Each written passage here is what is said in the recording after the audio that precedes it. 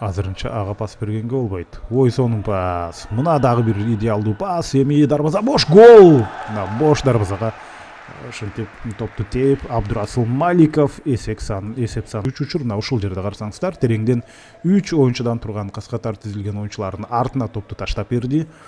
Эми Бекназар Самуддинов менен пас алып, азыр бир карасаңыздар, жөнөкөй жерден атандаш өзүнө өтө жакын келе жаткан бул соккуну көрдүңүздөр. Дарбаза бир сыйра ар түрдүү чабуулдарды уюштурганга жакшы шарт. Ой, азыр болсо буттун учу менен алыскы бурчка жөнөкөй сокку, бирок өтө так сокку дешке жаратып отурат. Мына карасаңыздар, коргоочу негедир мындай топту теберин ишенбеди, кайрадан чыкты. Эң кооптуу чабуулдардын бирин дал ушул оюнчу ишке ашырган эле. Азыр дагы бир гол эмеспи? Азыр болсо Бишкек жүрүштү улантып атат. Алыскы бурчта мына оюнчулар бар, гол.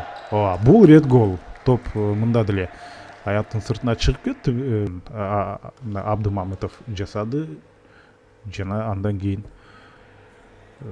голдун автору акыл.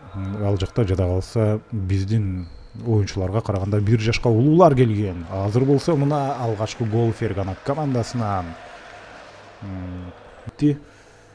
Алимжон Абидов ошентип бул турнирдеги өз командасынын алгачкы голун жаратат. Оюн эми башталды, карасаңыздар.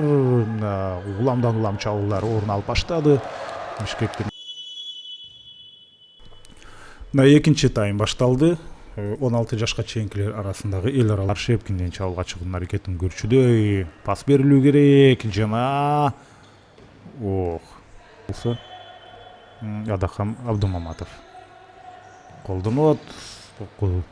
Азыркы Бишкектин оюнчулары мына жеке гол. Ой, жок, кечиресиздер.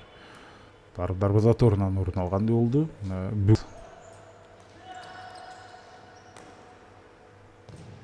Жана дагы бир сокку Тербештин сырткы тат.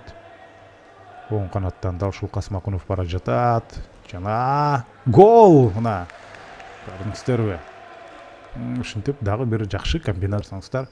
Пас берсе деле алыскы бурчта оюнчу бар эле. Мына бул жерде алыскы Бишкек оюнчулары бир да жолу ошентип кысымда кыйналып калган жок. Ал эми бул жерде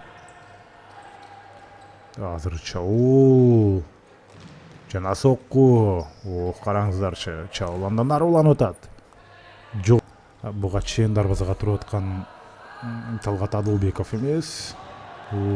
Карасаңыздар, бош эмес эле. Азыр аралыкты кыскартып келген учурда сирена жаңырды. Ошентип Фергана